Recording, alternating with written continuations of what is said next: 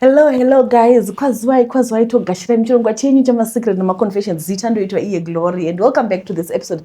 Watadzoka zvakare. I hope you had a wonderful weekend. Isusu Saturday takaenda tikanoseva breakfast consolate kwakune vanhu vanga variko. Sunday tikamuka tikabika bifu, chicken, cabbage, sadza. Aiwa tatwa murodhi zvikanzi bhazi ratora vanhu vainda kwasara vanhu 5. Asi tikati aiwa nothing can stop reggae. Takaenda naro sadza iroro tobva tasvika zvikanzi alright sadza chiri siyai pane vanhu vanga vachiexpectwa futi, saka mari dzamakatumira makaita basa takabika sadza tikaendesa. Saka isusu hatina kuzokwanisa hedu kupakura takasiya sadza rachona because mabhazi anga achinzi ari kusvika zvakare nevanhu. Looks like this xenophobia thing is going on. Handiti zvekuti kwai vanhu vanongonzi vari muflat chitobuda izve zvichiendai. Saka kwakune mabhazi anga achiexpectwa kusvika. Alright, regai tipinde munyaya. Mongotudza kuti mimi weekend yenyu yanga iri sei? Handiti back to school kazvikoro zvavhugwa imigani zvakaoma. Alright, regai tipinde munyaya yedu kutanga. Tete makadini borrowed account ndinofarira basa ramunoita. I'm one of your followers. Tete nyaya yangu yakamira yakadai. Ndiri kutsvaka rubatsiro kune vanogona zvechivanhu kana maprofita angandibatsirawo. Handisi kukwanisa kuisa gender age nezvandinoita nekuti ndingazikanwa, asi dambudziko riri pana mai vangu. Vari kurwara pfungwa. Dambudziko iri rinombonyarara, asi vakangoita stress nekufungisisa kana kuita maarguments nevanhu zvinobva zvatanga. Vanotanga kuita sevari kuroteswa, kufembera nekutaura nemavoice atisingazivi, introducing yourself nemazita atisingazivi. Vanotanga kupopotedzana nevanhu mumaraini veukama, chero pamafoni vachitukirira, chero kumastatus. Vanopfeka zvinhu zvekunge vave kupenga kana kukurura hembe vachifamba mumba vakashama. Vanotanga kuita sound yatisinganzwisisi vachichema. Vanobva nganyura imba yese kana kubudisa midziyo yese panze. Vanogona kutanga kupa vanhu macontracts vasina unyanzvi nebasa racho rekuitirwa zvinhu pamba. Vasina mari yacho votanga kunetsana navo. Pazvakatangira ndaive mudiki handinyatsiziva kuti zvakakonzerwa nei, asi pakashayika gogo mai vavo ndopazvakatanga. Pakaita hama yavo yepedyo inorwara kana kufa zvinosumuka nendangariro zhinji. Saka ndauyawo kwamuri ndiri kutsvaka angandibatsirawo kuti zvipere, kunyanya anokwanisa pafoni kana ari kure uye asingabhadharisi. Ndakambofambawo nawo kune maprofita mamwe nechivanhu, asi dambudziko harina kupera. Kana iri health issue inoda chipatara, vanoziva vangatibatsirawo. Vanokwanisa kubataiwo kuinbox movapawo nhamba idzodzi, uye ndichange ndichiteera mucomment section zvakare. Notify me when you post. Ndatenda. Right. Pandakaverenga nyaya iri pekutanga ndakafunga kuti maybe it's like a mental health issue. Ndizvo ndakafunga because pari kunzi kwai zvakatanga pakashayika mama vavo. Then every time maona like ndaona a pattern. Handisi kuramba kuchogona kuva chiri chivanhu because vati kwai vanoitwa mavoice. Handitya, but ndaona unge pane pattern yekuti kana pakashayikiwa ndopazvinotrigwa, like it's triggered by death. Whenever there's death in the family, it's triggered. Zvino vanobva vatanga kuita izvozvo, vobva vapfeka, vobva vatanga kuita masounds and all. I don't know kuti vanhu panapa pane vanhu vakawanda vanoona channel inoyo. Munogona kutiudza kuti what could it be, especially vanhu vari kuhealth sector. Motiudza. Handisi kuramba ndoziva kuti pane vamwe vanenge vachiti chogona kuva chiri chivanhu. Hatisi kuzvibvisa. Asiwo ndiri kungotiwo kuchipatara kwacho, since makamboenda kumaprofita zvikasapera. Munhu anotsva chokwadi. Since makamboenda kumaprofita ndimbotrayawo chipatara. I don't know, because you guys, I don't want to lie, zvinhu zvemubrain inoita machemical imbalances zvekuti munhu anogotanga kungoita zvinhu zvisiri right. But handizivi hangu pamavoice apa kuti zviri kufamba sei. Asi ndiri kungoti I think vanhu vanoshanda kuhealth sector, please, kana muchiziva anything, just let us know. Anditika kuti what could it be. Namba dzavo dziripo ipapapa kana kuri kuti munoda kuti mukwanise kutaura nawo. I think she needs to go to the hospital. Right. Regai tipinde munyaya inotevera. Ndinoreura kusangana nebenzi pabonde rechikadzi muguta mandiri kugara. Ndiri muzvina business anotozikanwa muguta randigere, asi chitu parambai makaviga. So zvakaitika ndezvekuti pekutanga ndakatotangawo business rangu zvakachena zvisina ropa, ukuromba mukati. Zvinhu zvose zvaifamba negwara rakanaka, ndichitobvisawo chegumu nekubatsirawo vanenge vasina. vatete nanhasi handizivi kuti mhepo dzakasumuka kupi kwakuhaijekwa truck rainge rakazara staff richibva paSouth Africa apa.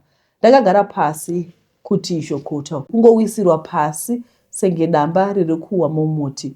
Vatete unobuda ziya zvekuti hapana panenge pasingaswete pamacrevices emuviri wako. Ko zvaita sei? Zvabvepi? Ndiani waita chivi chakadai? Regai zvinzi nhamo yomurombo haiperi kufuga jira rinotsva. Ndakapera pawagara pasi kuti gwadagwa. Ndaizobvuma defeat kudaro here? Ndaizoita plan yangu kwaivawo kuenda kun'anga kunobvunza kuti chii chainge chakonzerwa jambwa mukati muupenyu hwangu, chainge chakonzera kuti ndega ndibigwe. Ndakaenda kun'anga kuya. Unongozivawo n'anga haishayi chekutaura. Ndakaudzwa kuti painge pane muvengi ari kunditarisa neziso rakasara panzara, aitoda kundiwisira pasi kuti ndisare ndava muzviuganda huku sina makushe. N'anga yakanditi kana ndikasapungurwa jambwa randainge ndinaro upenyu hwaizoita bad to worse. Ndakatyiswa nazvo ndikati n'anga indigadzirire zvose zvainetsa in the current life and in the future life. N'anga yakanditi ndaifanirwa kusangana pabonde nemunhu ari kurasa njere, angava ari kutanga kurasa njere dzava kutotwanyuka chaiko. Munyama wangu waizoinda kune benzi iroro. N'anga yainge yandiomesera. Munongozivawo state yebenzi. Asi nhamo kuti indisvuure ndainge ndambotesta mari zvainge zvisingaiti zvakare. So ndakachuza kuti nditsvake benzi randaizosangana naro pabonde, benzi rechikadzi. Asi dambudziko riripo nderekuti benzi harigari panzvimbo imwe chete, rinongoswera richiita up and down nenyika. Ndakazowana rimwe benzi raive richangotanga kupenga, ndikarivhevhetedza vatete. Ndaida kunomutengera chikafu, akapinda mumota, ndikanoribata chibharo sekutaura kwainge kwaitwa nen'anga iya. Zvinhu zvangu zvakatanga kufaya, asi pakaita dambudziko rimwe chete mukati meupenyu hwangu. Chekutanga, handina kuziva kuti benzi iri rainge randirecognize. Chechipiri, handina kuziva kuti benzi iri rainge ratobata nhumbu yangu, sekuti ndainge ndisina kushandisa zvidziviriro, yaingova yeke.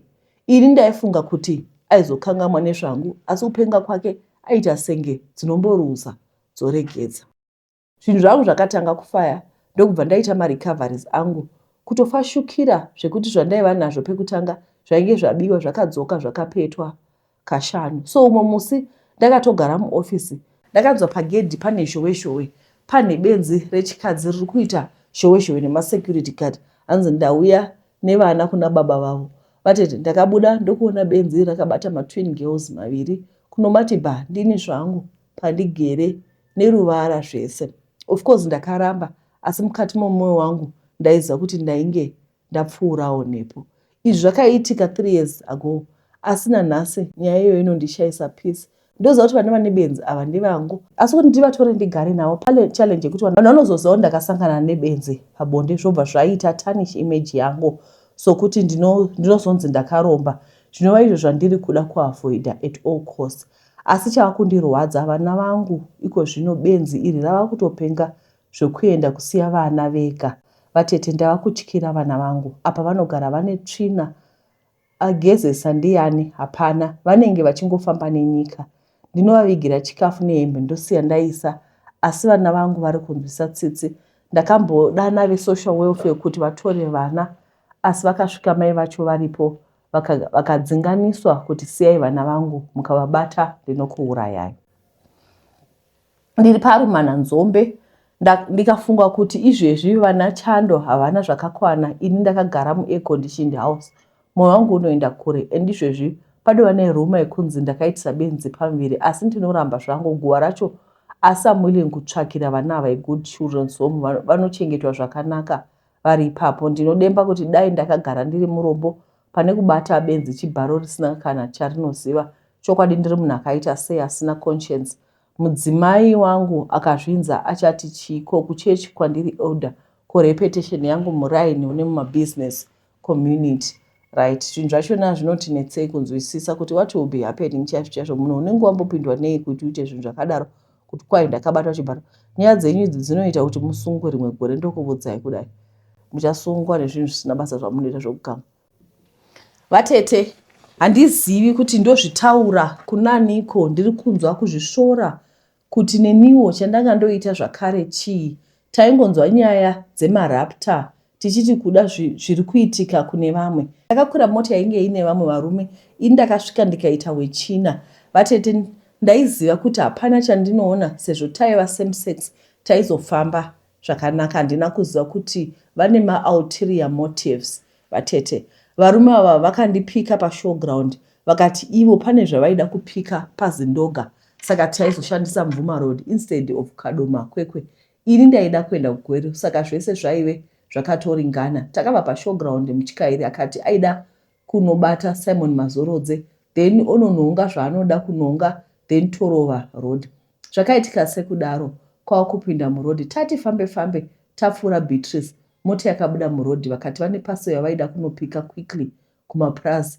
Zvaisazotora nguva yakareba, taizongodzoka quickly. Sezvo mota yaifamba nespeed yakanaka, ndakaona kuti hapana chekukomplaina. Plus vainge vambozviita pazindoga, so dambudziko painge pasina. Handina kuziva kuti pasuro iri kunonhongwa ndini uye ndaizovhailotwa nevarume ava. Ndine urombo kuti vakabva vapinda neimwe rodhi yakanzi private entry road.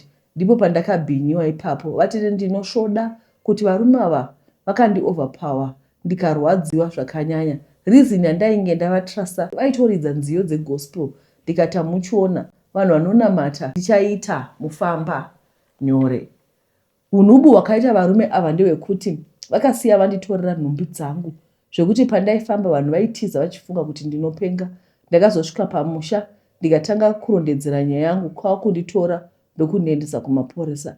Handizivi kuti vanhu vaakuita marituals vachiba vamwe varume, vachibata vamwe varume chibharo here. Nanhasi I'm ashamed of myself. Ndinonyara kuti ndakabatwa chibharo nevarume for what reason?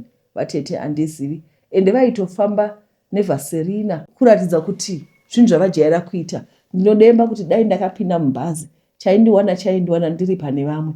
Vatete ndine maronda ekufemerwa kugotsi naumwe varume. Ndinozvibvunza kuti why me, nemhaka yei vakasarudza ini. Kana iri mishonga indava sacrifice yacho vakada kuiita kwandiri. Handizivi if I'll ever heal. Iye zvino ndakuita senge ndiri kurasa mweya, then zvobva zvatobuda netsvina. Mabhaudhi angu akarusa. Dai zvainzi zvakaitwa murudo, ndaiti zvimwe pada. Zvagara kune varume vanofambidzana nevamwe varume, asi zvekumanikidzwa izvi ndachema hangu. Wedweka kuZimbabwe kuri kuitika zvinhu zvakaipa, ndokungoda kungoti kaidzika ngatidzidzei kuti tingogara tiri hyper alert, but still hapana zvazvinobatsira kuita hyper vigilant. I think what we need to do is kuti tinamate mangwanani ega ega tisati tabuda mudzimba. Ngatinamatei kuti Jehovha itai nzira yangu ichene, ndidzivirirei pane zvibinga mpinyu zvingandiwira. Handiti because and I'm also thinking kuti guys kana muchida kutransport ngoenda yenyu kurengi.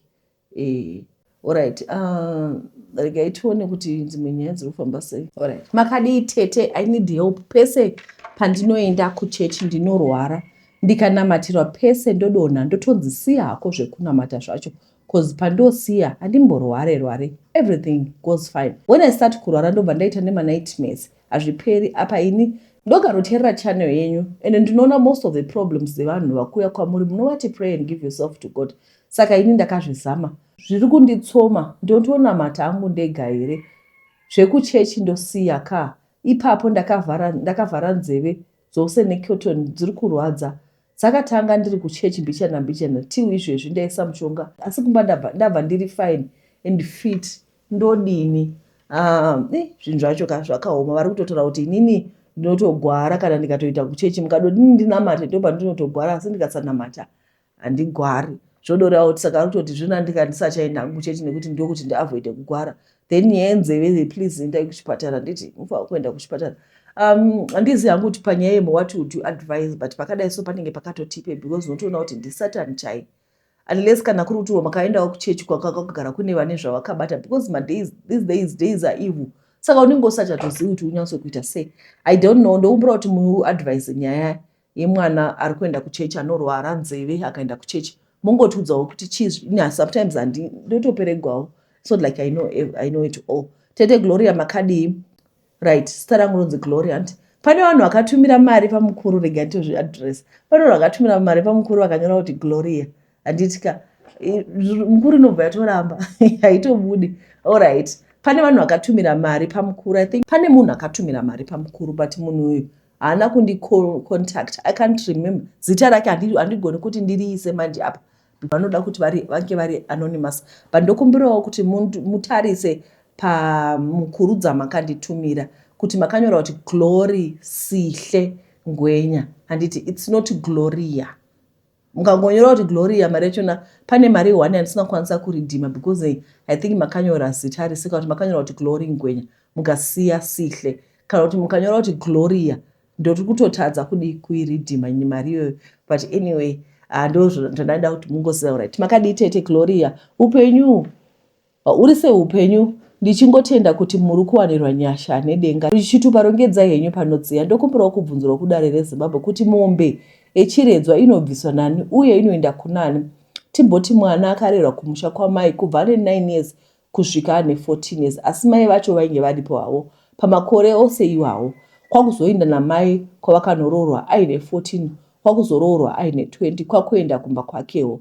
Saka mubvunzo wangu ndekuti mombe yacho inobviswa nani uye inoendeswa kunani? Ndinotenda kune vachabatsira nyaya yangu tete. Ndokumbirawo kuti musiyewo macomments kune vanoziva zvechivanhu chedu, handiti kamongosiya motiudza kuti zvinoitwa sei. Right, regai tipinde munyaya inotevera. I grew up being abused by my stepdad. So yeah, my mom knew everything that was happening, but vainge vasina power yecontroller the situation because vaida murume uyu, and they all told me to shut my mouth, vachiti because vanoda pekugara havana musha. Saka ndandatova pachipare namai vangu, ndakaenda kumaperiods at 10 because of that. Mumba medu tiri 4 masiblings angu, ese vaitoti kana tikakonana ndozvavaindituka nazvo. Chero nechikoro ndakasiya ndiri grade 4, vaisabhadhara fees apa kuchikoro ndaigona hangu. Ndakasiya, maticha amwe makatoti tokwanisa kumutora adzidze okuisa kune vana vasina vabereki. Mwana anogona. Saka mai vakazviramba zvese because ivo vaiziva kuti ndikaenda vaizosungwa ivo nemurume wavo. Ndakakura with no mother's love, asi varipo chaiko. Ndava kuenda kuma-MPs angu, mama vaitotsvaka makondomu kuti baba varare neni.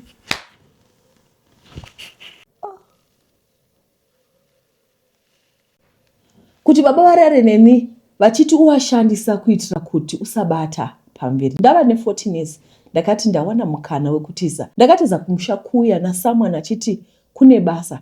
Ndakasvika kuno, apa kuno kwacho ndakarodzwa kuna baba vane 50 something years.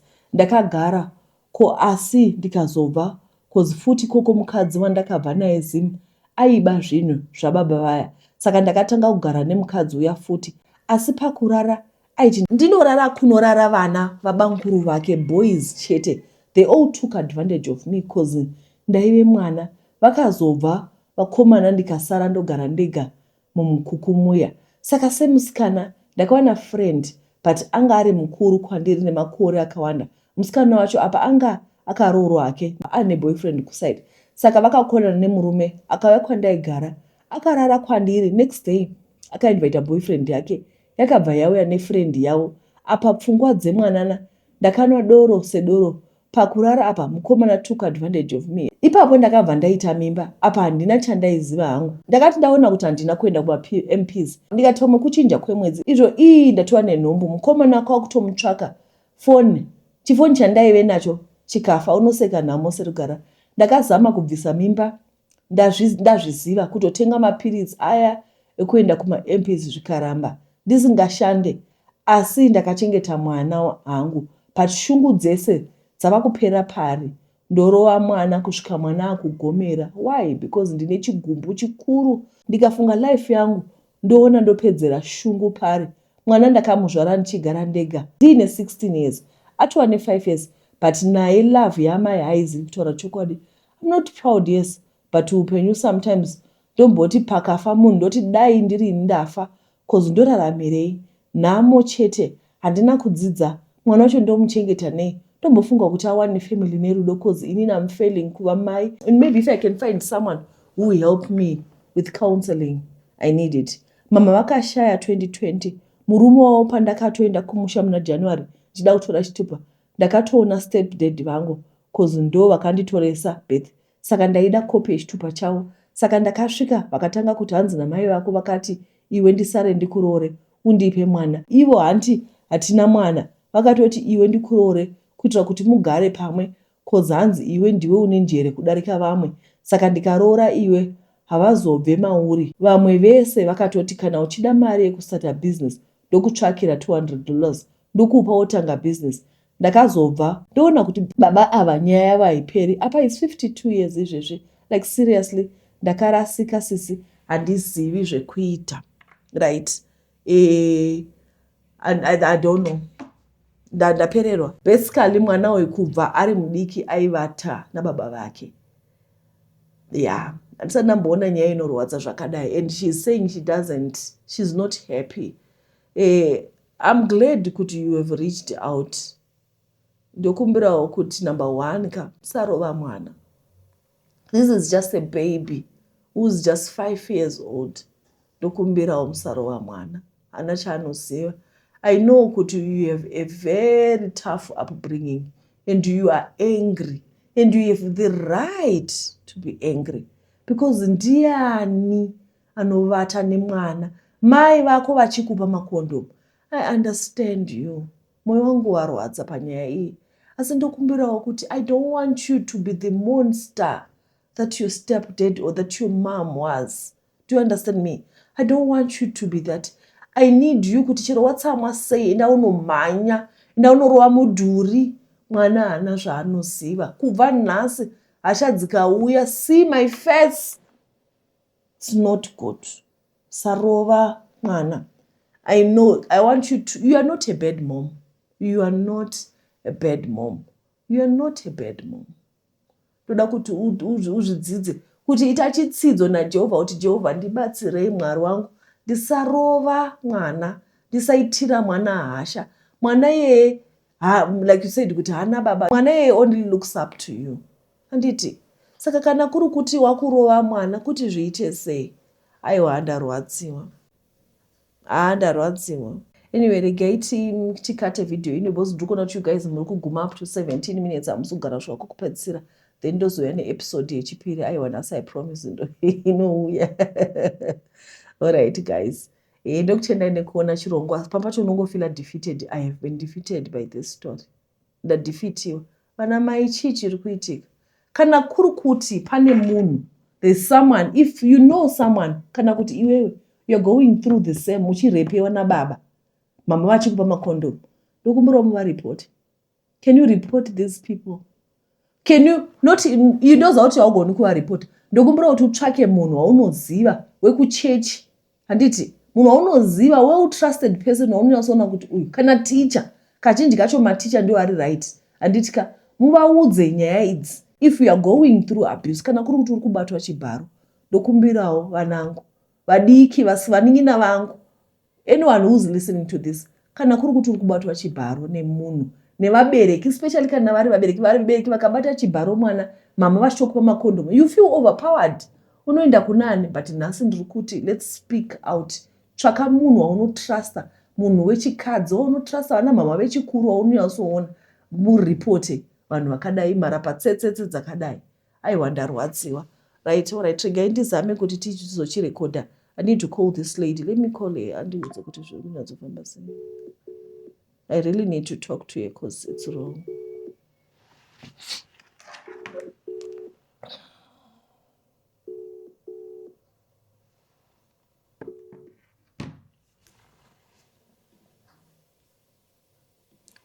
Mamuka sei vasikana? Ndateerera nyaya yenyu ndaiverenga. I'm very sorry for what you went through. I'm very, very sorry.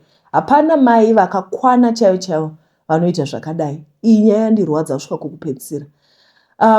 Right now I can also see kuti, like you said, kuti uri angry, saka bitterness yose unoipedzera pamwana. Ndinokumbirawo, handidi kuti uende kujere. Ndinokumbirawo kana hasha dzauya, I don't know kuti what can we do, but ndokumbirawo kuti usarova mwana. Try to be the best mom that child can ever have, because right now you are also going to end up like your father. Haudi kuti mwana wako one day agare pasi agotaura kuti mai vangu vainge vachindirova ende ndaisha kuti vanondiroverei, which is not good. Ndokumbirawo kuti iye zvino une makore, how old are you right now? Ndokumbirawo usarova mwana. Kana manyatsokunzwa hasha chaidzo, go and run. Enda unomhanya panze, enda unomhanya. Kana kuti ndoda kuti nhasi manheru chaiyo pfugama pasi utaure Jehovah zvese zvinokunetsa, kupfugama uti Mwari, I am angry. I'm angry at my mom. Kubva ndiri mwana vachindibatisa chibharo nemurume. I am angry, oh God. I want you to talk to God. Tell him everything that you are feeling. Anditika vaudze Jehovah, taura navo vaudze. Ndichakutsvagira munhu achakukansela, but I need you to start healing for the sake of your child. You are a good mom. You are a good mom and you can do this. Not to create a relationship yakanaka nemwana, but this is only possible kana iwe wakwanisa kupora. Anditi, but right now chero mwana akatsamwa sei zvino anobude panze uende. Kauti mutume mudzi buda panze, because mwana izvezvizvi hachatozivi rudo rwamai, which is not good. Ndokumbirawo kuti we need to find a way of dealing with this. Handizi kuti ndiani achakubatsira, but ndozwa kuti I'm so heartbroken. I don't want to lie. Let me find someone who can help you.